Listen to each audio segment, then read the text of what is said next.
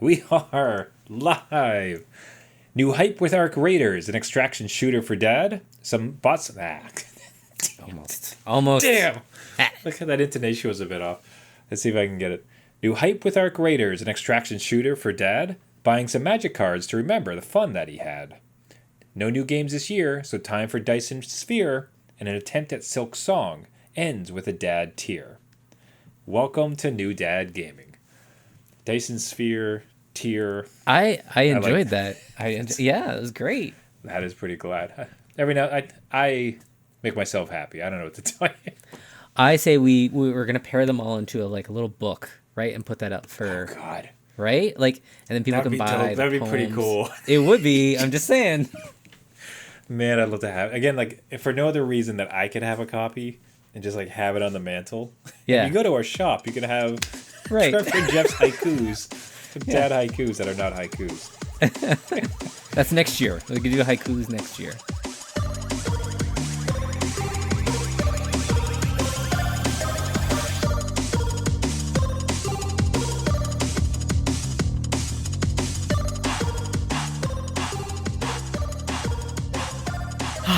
Adult beverages are poured. The kids are asleep. Welcome to New Dad Gaming. It's a show about fatherhood, gaming, and new fathers figuring out their gaming lives. My name is Trevor, and I have a 10-year-old and an 8-year-old. And I'm Jeff. I have a 15-year-old and a 12-year-old. Each week, we try to show that just because you became a dad does not mean it's game over. Now, it is weird for us to be talking pumpkin beer. It is November. Yeah. It's getting up there. Marching towards the middle of November. Now, do you have in your house any pumpkin beers left? Have you run out of supply, or there's still one around? My supply is gone. So... Okay, don't buy any more. Okay, all right. We're done. We're out of October. That's it? Okay. I'm just going to empty my supply. I had 2 left. And we kind of missed a few episodes, so it was gone. So I had this week's, and then I have one more to go, which I will just, I will see it through. There's no sense. All right. I'm not going to drink it. I might as well talk about it on the show. Yeah. Now this one, by far, is the most fascinating of all the ones that we've had, because I had just naturally had it during the week. There's one particular evening where it's there is nothing better than a beer tonight. I don't have anything but the pumpkin beers. So right. I'll just bang one of these instead and see what happens. And then but to give you a sense of the review, for tonight's episode, I tried to go and buy it again so I could have it live. Because this was good. I would actually buy this beer again. Wow, okay. Yeah. Right. So this is the Whitewater Brewing Co. Somewhat close to me, actually, which is kind of cool up this kind of more northern Ontario. Dark roast pumpkin spice espresso porter. There's a lot in there. There's a lot of things. There's a lot of things. But the real way to think about it, the way they put this together, it is a espresso porter. Okay. Okay, that's your base. So you get porter, which is delicious and amazing. I actually have just a Guinness with me sitting by tonight in to pay my respects to this previous beer I couldn't find again. It's sir, why are you here? Why are you trying to find pumpkin? It's November, sir. But it starts with the espresso porter. Okay. And then it just... And pumpkin spice is the right way to think. It's not like it's trying to take a pumpkin pie and shove it into a can. It's much more like the pumpkin spice latte thing. But they do it so subtly. It's in such a lovely type of way. Okay. So it just comes together. So it's additive. It's honestly additive to the espresso. Right? So it's not as if you're having the Starbucks milkshake that is a pumpkin spice latte. It's just... Right. It is a porter, and it's got this little thing that eventually that's kind of like the pumpkin spice thing. Okay. I'd buy it again, honestly. With no irony. I was going to buy it tonight again so I could enjoy it while on the episode. So we had a banger, man. This one, it actually worked out. That's good to pull through and have we've had maybe one or two, but this one sounds like a winner, right? To rebuy it versus hey, I'll deal with it. I got it, I'll drink it. But no, this great. What I should have done is I should have drank the beer that's in my fridge tonight, because I don't think I hope it turns out great. I don't think it's going to. Oh no! So you end on a sour note. You're like, yeah. So now that I'm saying this out loud, it's like, why did I have this now? And I have to do one more pumpkin beer. Like, yeah. Well, to reach these highs and just be like shunted into the earth so sharply at the end of it seems unnecessary. But yeah. So next week, I'll wrap it up. I did see in the beer store when I was looking, they had like a candy cane beer. ooh, okay, already, Like all right. So they're doing the Christmas. I don't know if we want to do this again. I don't know. Like I think we can do we'll maybe do a couple, maybe two. Maybe we'll do like two weird Christmas beers and see like what's up with it. Well, because Christmas beers is very broad compared to like pumpkin. Right? Pumpkin beer is pumpkin, True. right? That's Christmas, fair. you can throw all sorts of stuff in there. So, right, you could get Christmas cake beer. You could be mint. Let's say that while I'm drinking. Yes. Yeah, you know what? That is a fantastic point. We'll look into it. Let's have at least a couple. See how we go. Okay. These things are great. Again, everyone, thank you so much for sending in the suggestions throughout the year. Like, it's always awesome to hear beer suggestions and gaming dads. If you're already sipping on something that is more Christmas focused, more Christmas forward, if you will, send it into the show at New Dad Gaming, newdadgaming.com. Now, the hot new thing, the hot new game that everybody's talking about, the whole world is all speaking about this one, and we can't touch it.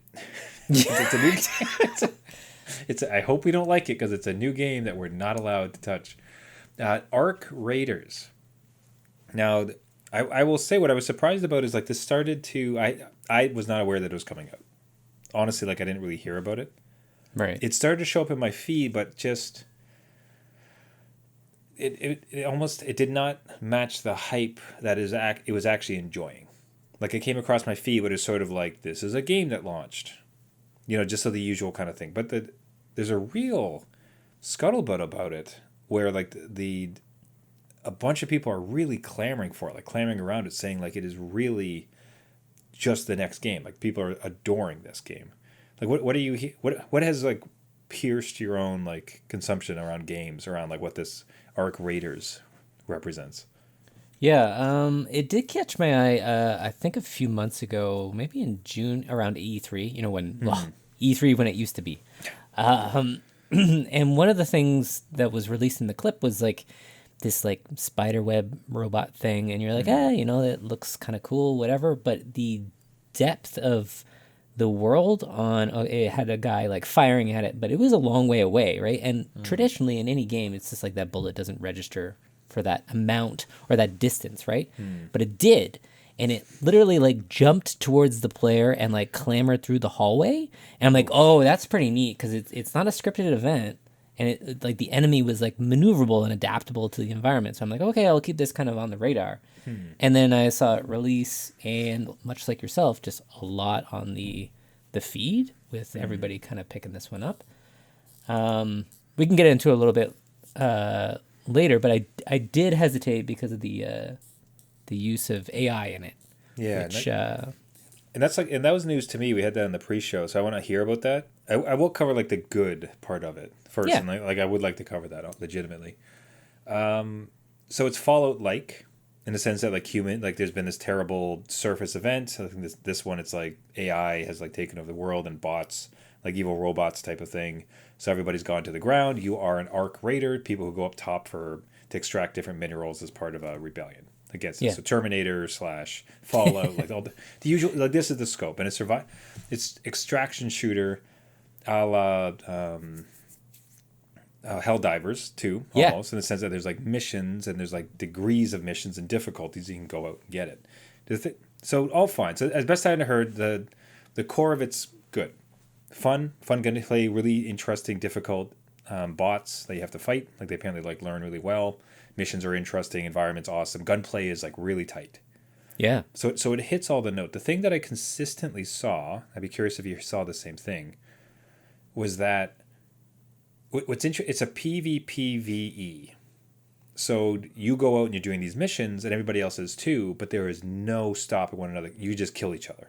Right. Right? So you could just go, like you can kill your fellow person, take all the loot, like off you go. Right? Yeah. But the thing that seems to be naturally occurring in this game, for no designed purpose, is that the humans are not really fighting each other as much as you expect. Like, so for most reviewers, what you're hearing is almost this sense of like bizarre surprise. It's like, I'm not dying. Like in my 2-week playthrough, like I only got killed by like 2 people. Everybody else is just like, we kind of meet up. It's like, oh, hey, like friendly. We exchange information. We sometimes trade some stuff, and then we go our separate ways. Or like right. I'll pitch in and help. Like one guy was talking about, the reviewer. You have only one pocket that's like your secret pocket, and it's an item that you can never lose. And the thing that he always puts there is a revival kit. Oh. Because one of the greatest experiences he had in this game is like not so much like I got this this item that I got to bring back to the base. It was that there was another fellow human that he didn't know that he's able to revive. Oh, so, okay. So if anything, that what has seemingly emerged from this game is a bizarre kindness, a community around everybody's kind of like friendly, as opposed to cutthroat, just trying to like screw each other and troll everybody. Now, is that a moment in time thing? I can't tell you that necessarily, but at the same time, certain games tend to have a reputation and sort of like a self-policing type of thing. So perhaps it like exists. Like what? So that's what I was most like in some of the reviews and takeaways. That's what I was most surprised about. Like, what are you seeing from your end, just on the gameplay and kind of community-wise? Yeah, I'm seeing a lot of "don't shoot" memes going around, and I think that kind of speaks to what you're talking about. Yeah. But yeah, a lot of people are enjoying the world, the gameplay. There is just even technically speaking, what I've kind of heard or read from this is that this team who did the finals, which I played maybe briefly and then just got it because I'm like, not for me. They went deep into the Unreal Engine and like stripped away the stuff that would make it hitch. Because with any Unreal Engine game, there's always like a glitching that happens. Yeah. And in an open world game like this, that would just be detrimental to gameplay. Just how quick it is and how responsive it is, right? Yeah. So they stripped away the elements that were making it hitch, somehow kept all like the beautiful nature of UE5. And like when you see stuff go off and like the nuclear fallout, I think there's bombs that drop and stuff, like the sky opens up and the shockwave goes out. Like it's very detailed and very like, again, smooth, right? So they've done their homework and people just seem to love it, and just a game that works, right?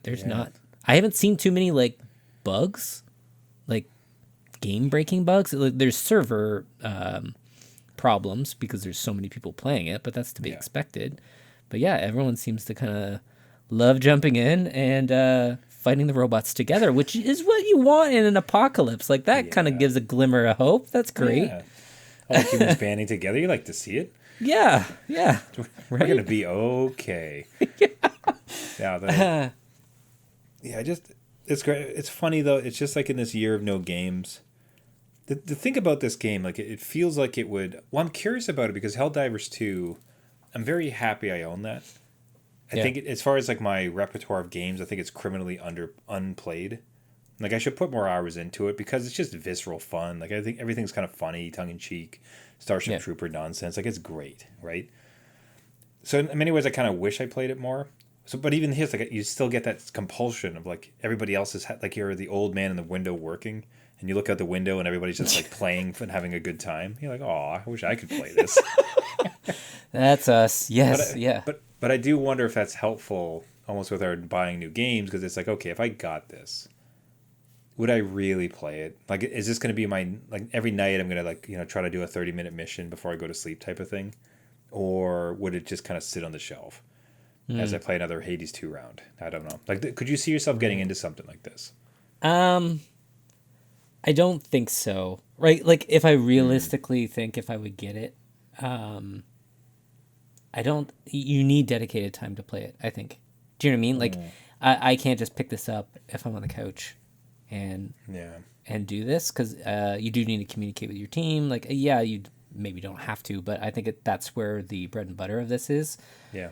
And I don't think I would play it to its fullest extent, if that makes sense. Like, I don't think I would take advantage of everything it has to offer. But it looks neat. I mean, much like you, be like, hey, look, everybody's having fun, right? But I don't know. There's something there that was like, again, maybe our little, thing we going on this year with no new games is helping us realize, like, hey, don't Don't worry about the FOMO like, too much. Just like celebrate it from afar. Like tip your hat as you walk past and just don't engage because you're not going to play it. You're not going to enough to really make it matter. Yeah. So anyways, I'm excited to see it. Again, like it's one of those things. Well, how big is the team? Is this like a AAA? Do you happen to know? Like, is this like a AAA backed game, or is it a bit on the smaller side? They are, I think, former developers of DICE who worked on Battlefield. So I don't know if they're funded through a AAA publisher in any way. But I definitely think they have some good fundraising and good. Yeah. So let's. So to break it down a bit, so Arc Raiders was produced by Embark Studios. While Embark Studios is not considered a giant AAA development company in the traditional sense, it is backed by a large corporation, Nexon, and is made up of a team of developers with significant experience from large studios like DICE, known for Battlefield. So in key details, Embark Studios is a Swedish game developer founded in 2018. Patrick Soderlund, former executive at EA. I think that name doesn't give me warm and fuzzies as far as I think there's some bad stuff. Company size, dedicated development team of Arc Raiders. To be clear, not because of the type of name, but just like I recall there might have been some stuff around that name. Yes. Dedicated developer team for Arc was notably small, around 60, much smaller. And then it's a subsidiary of the South Korean publisher Nexon. It's okay. So you can't say it's an indie hit, but at the same time, no. But it also wasn't a $1 billion 4-year conglomerate, massive like sort of nonsense. So it was sort of like tight team producing something of like that's kind of cool and interesting, and people seem to adore it. So I'll still take it as a win, except for apparently it was not. Some of the content was not without controversy, which I just learned before we went live. Yeah, not to bring down, not to take him down a peg, but there is use of AI in it, to the point where it's all in the voice work, right? So they did pay, so they're very open about how they used it. And I think that's where the real trouble lies, is they're trying to normalize the use of it in something that is obviously saving them money. It's saving them money hiring people, blah, blah, blah. But they hired voice actors to record lines, whatever. But they have AI to learn and use it in terms of what's happening in the gameplay. So you point to something, you talk to your teammates, NPCs, whatever contextually is going on, it'll stitch it together. It'll stitch together dialogue, right? And then, the end product is something serviceable, but like it's not a recorded scripted line, right? Which they were going for more, hey, if you're in a building looking out and it's the forest and you're pointing at the robot behind the forest, it's going to actually say that in the voice versus like out there, look, right? Do you know what I mean? Like it's more direct and detailed to help with the game. And again, it's just a choice. I've seen interviews with people that they bring this point up to a voice actor. So specifically the voice actor in Baldur's Gate 3. And they're like, hey, look, what would you do if you had this game? You love this game. You want to play more of this game. But all the voice work and text-to-speech is done with AI. And that person's like, I wouldn't play it. And there's no judgment around it. It's more like that's a choice. And it's hard to, go down that. It's a slippery slope, right? I said in pre-show, like, horse armor, I think, is what this is, right? You're like, what's the big deal? If you don't like it, don't use it, don't buy it, whatever. But I think that's where we see more of it. Yeah. So I'd say that. Yeah, the problem I would have with it. What's exciting about it is that the thought of, when you think about the voice actors and what they have to do, it's like, okay, so we have this big expansive world. We need you to record a better part of like 2 years worth of talking. Because it's like, oh, can you get the battery from the top shelf of that old robot? Or So the thing, I guess that the lineage I'm trying to make is like, and I absolutely agree. What's troubling is that I think it's a slippery slope. But like to speak about the merits of it, it's almost exciting, but it's almost like you can't use it because it's Pandora's box. What I mean by that is the notion that they did pay voice actors to come in, and they were transparent about what it was going to do. I find it actually fascinatingly enabling the thought that you can take those voices and then apply it to every possible scenario. Because especially with like user content, it's like, okay, well, he threw down his backpack that distracted one of the robots, and when he came over, he shot the one in the air, and he did it. And then the AI voice that has like that tonation is able to say, oh, that's crazy how you use your backpack like that. So it enriches that particular moment. Cool. So that's where it's interesting. It's actually kind of an interesting use of the tech, where like it enables even more immersion with the situation. Now, if they were completely altruistic and like could be trusted and everything was going to be fine, like that's an interesting case, but that's not what it is. Because where it's the Pandora's box is like, hey, this worked great. Why don't we just not pay voice actors? Right. Yay. So like, yeah. So it sucks is like I'm trying to separate what's interesting about that from like, and what's cool, like actually like it kind of like an interesting place to play with where it leads. Right. And which you can't do it. So it's like the tech and the contextualizing character voices to every possible scenario and kind of keeping things alive is like so cool. That's awesome. Like that's really neat. But they're not going to be good about it, and they're just going to try not to pay people, and that sucks. Yeah. So that's unfortunate. But, like, fair warning, right? Like that's just what's in this game. I'm glad they're not hiding it, to be honest. If they're hiding it, I think that would definitely be a lot more points off. But at least people know, and they can make that informed choice. I think you do. Maybe there's a label that's being created for games, right? Mm-hmm. That to me would actually work well, right? Because then I can make an informed choice. And if I want to do it, or somebody else wants to not do it, like that's on them to do. It's like an age rating. Yeah. So. Yeah. So it was a label. If there's like, I don't know, almost like a tag. Like it'd be interesting ways to handle it, because it's like we can't just ruin artists and creatives' lives for the sake of bottom lines. It's like, you can't just do that, right? Yeah, no. So but anyway, not to rain on that parade. It's good that like they're open about it, so you can make an informed choice. Other than that, the game looks fascinating. I'm glad people are having a good time, and it's cool to see humanity stick together. Yeah, that's right. Hey, Gaming Dads, do you have thoughts on that? The game itself, have you played it? Do you think it's good? Is it dad friendly with short kind of bursts of time? Do you have an opinion on the AI piece? We'd love to hear from you at New Dad Gaming, newdadgaming.com. Let us shift about as far as possible away from AI. Okay, let's get back into paper.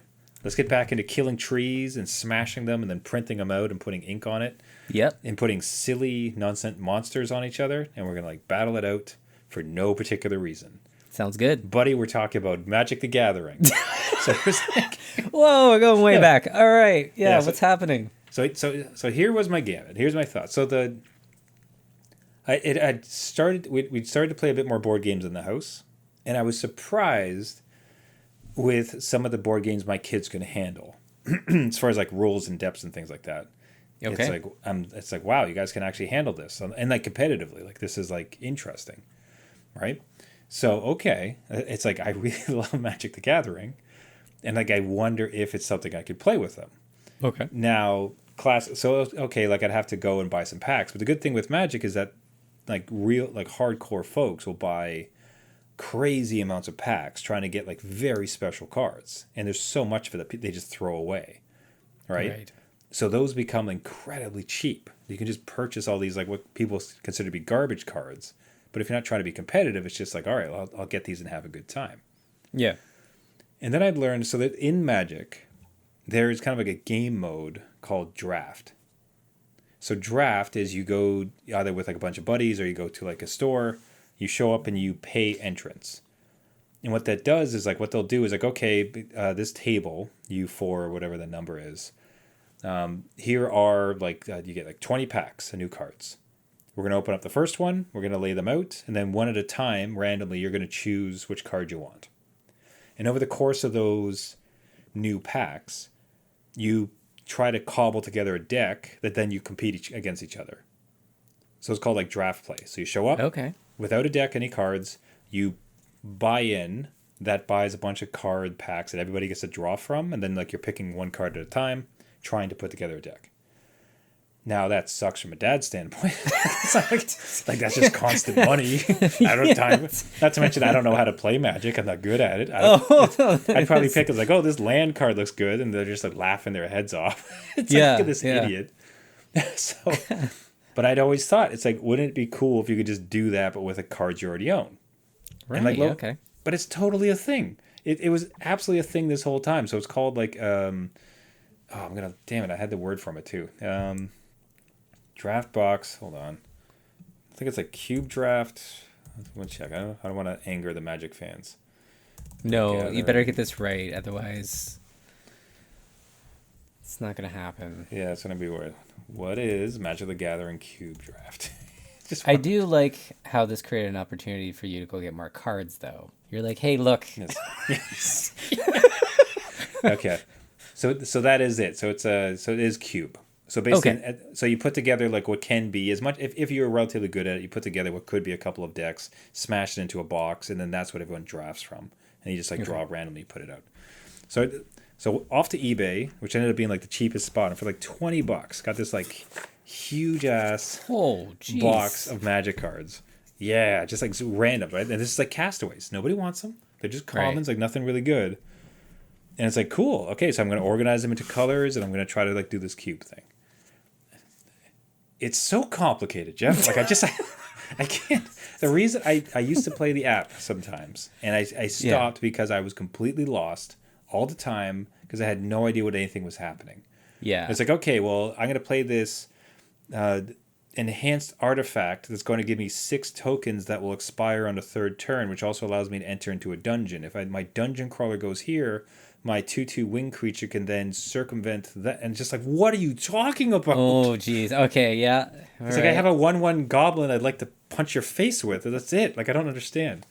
So I thought buying the basic ass throwaway cards would circumvent that, and I couldn't have been more wrong. So many of these are so complicated. Like, I don't know what they do. Which again, it's not to insult dads. This isn't gaming dads. Some gaming dads would totally understand it and they like the complexity. This is me. And especially then, and then my 10-year-old, because I'm trying to. What I'd want to have is like some are just creatures and they attack. Other ones are, they have flight. To stop a flight creature, you need to have flight or reach. You know what I mean? It's like the basic of the basic. Yeah, as one would. Then we open up this one. So up to 2 target creatures get +2/+2 until end of turn. If you control an artifact and an enchantment, those creatures also gain lifelink until the end of turn. What the hell's lifelink, Jeff? I don't know. You tell me. Job select. When this equipment enters, there's equipment now. When this equipment enters, create a colorless hero creature token, then attach it. Equipped creature gets this and is a monk in addition to its other types.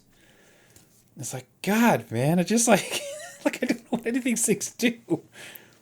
Hey, oh no way, it's one of my favorite Final Fantasy. What is cool, like too, like so they had a bunch of like the Final Fantasy ones as well. So it's like Ash from Final Fantasy 12. Nice. Shout out. So anyways, what I'm hoping is that there's enough basic ass cards in here. Yeah. Like, this is a goblin. This goblin is 2/2.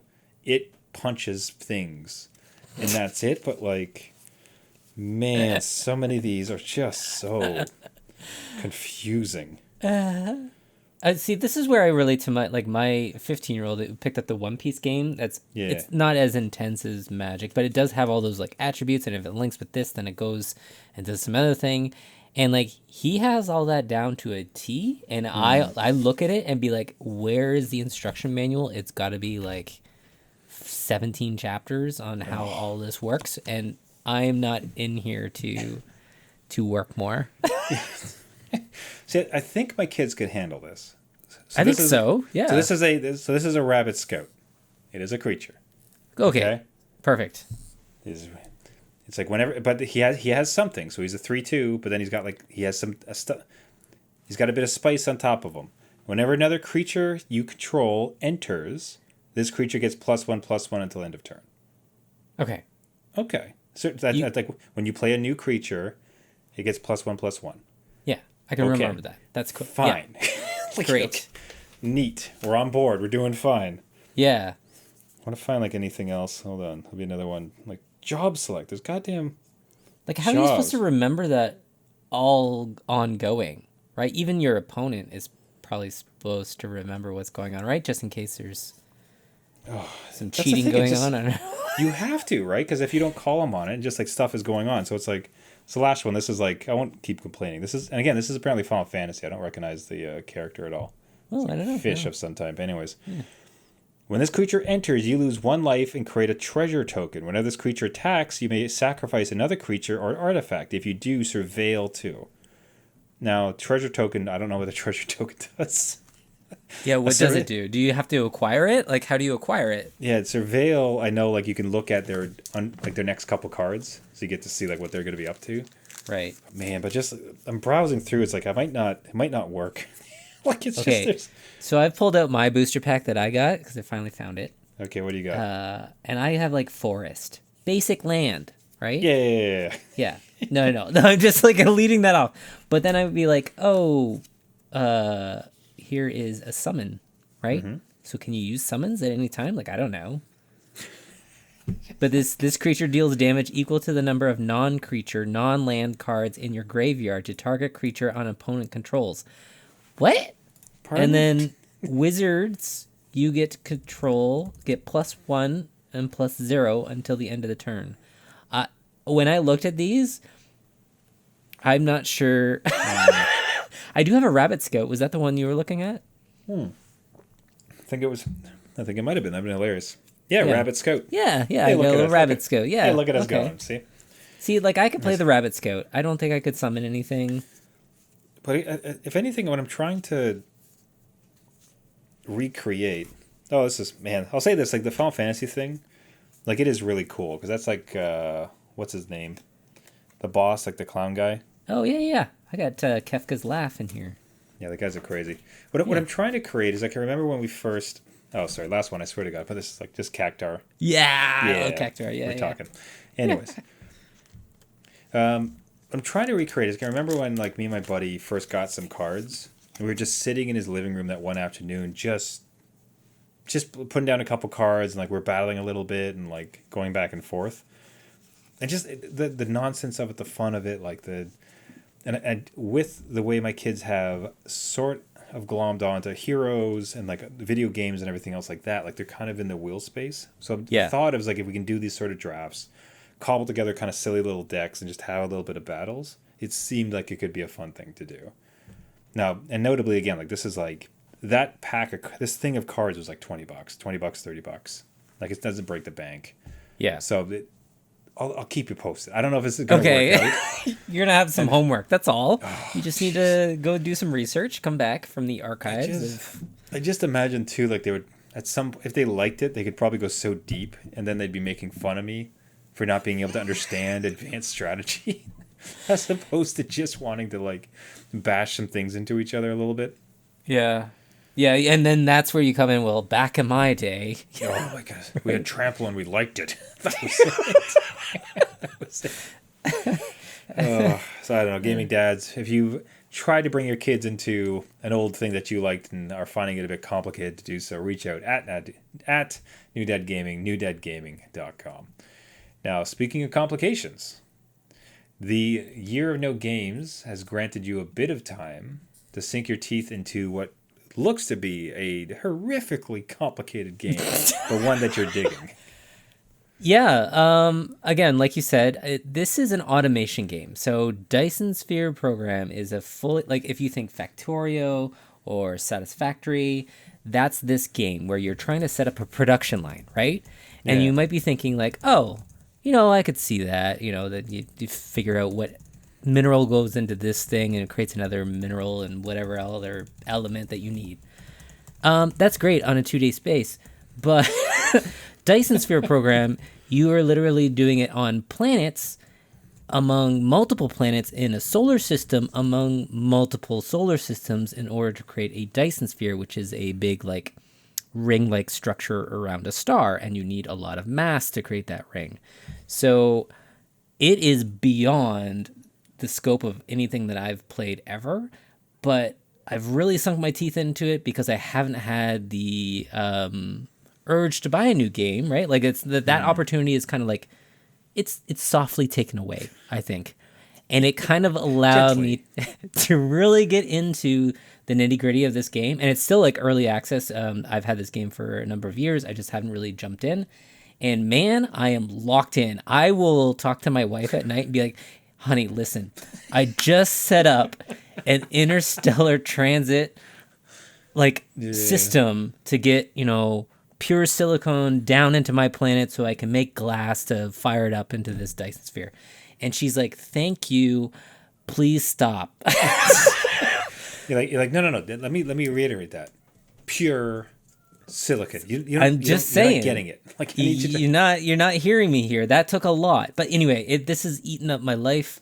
It's an amazing game for anybody that wants to check it out. It's pretty cheap. Again, early access does not mean it is pretty much feature complete. There's a ton of stuff to do in this game. And kind of like Magic, like when you learn the kind of ins and outs, because it is very overwhelming. But it kind of baby steps you along, and I am doing like calculations in my head to figure out like optimal production line, because otherwise you get gaps and then this other thing doesn't work, and your whole world of what you're trying to do is kind of like chaos. And then you go to another planet and you're like, why was I here? And it is, if you really like automation games, even if you don't, I suggest you give it a shot, because it is really well crafted and it runs complete. I'm playing this on the Steam Deck, so if I can love it there, I think a lot of people can love it on like their PCs. I don't think it's on a console yet, but I would really recommend. Again, automation games. I never thought I would really love them, but I do. So maybe I need to. Are you finding it to be like a chill dad experience in that? Like, is there a big bad? Is there a time period? Is there like, will things explode if you don't do enough in a certain time period? Or is it just you have to figure out how to get enough? So I started a default, which adds an enemy into the game, right? Okay. And before I was like, oh, crap, right? And all the nodes and the mining stuff, like all the ores do run out. And I'm like, oh, crap. But I was so far into the game that I'm like, okay, let me just feel it out. And those things are there actually to get you to expand. Like I dislike enemies and timers and countdowns and ore running out and like breakable weapons kind of thing. But that kind of pushes you to do more. That being said, all the options are available to like turn that off, make ores unlimited, make every mineral unlimited, and you can just like sit back and like let it ride. It totally up to you. You can even craft solar systems that are like way more planets or less planets, like whatever you want to do, right? So it's very customizable to whatever experience. I would tell you to give it a shot on default, though, if you're going to try it. As a person that doesn't like timers or countdowns or like exhausting mineral deposits, it's been really fun trying to figure out the puzzle of trying to keep it all going. It's got a little bit of Mario Galaxy energy in the sense that the world is sort of tiny sized relatively. Yeah. You're kind of walking around it. Yeah, you just rotate it around. Yeah, that's exactly it. Yeah, it's not like this massive, you can't see the end in sight. It's like a little glob of land in space. I will say, like, with the entirety of our Don't Buy New Games year, I was kind of hoping that this would be what happened to me, where it's like, oh, there was this game that was always on my list, and I went back and played it. Yeah. But instead it just ended up being a game like I barely played anything. The only thing I started with that was Elden Ring. That's one thing I was able to get into. Oh, yeah. Probably most played of the year. But other than that, like, it's mostly just...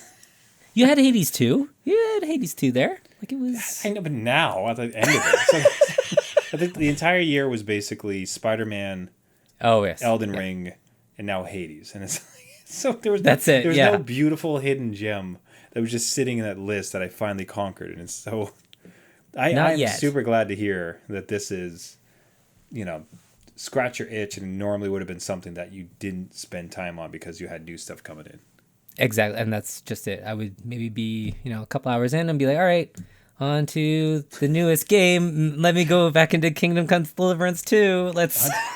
On to Arc Raiders. Let's go. Yeah, exactly. So, yeah. Oh, that's great to hear. Hey, let's wrap it up real fast. We had teased a little bit that you had played a little bit of Silksong.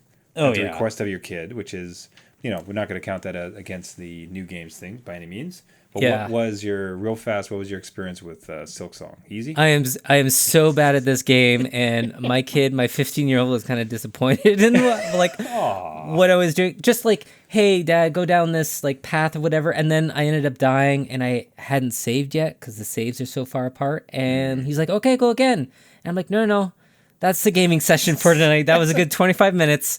I'm kind of worn out. I didn't accomplish anything, so we'll just leave that for now. We'll come back to it later. Don't worry." But he's adamant about me playing it and getting to the location he's at because he's pretty far already. So 25 minutes with zero progress.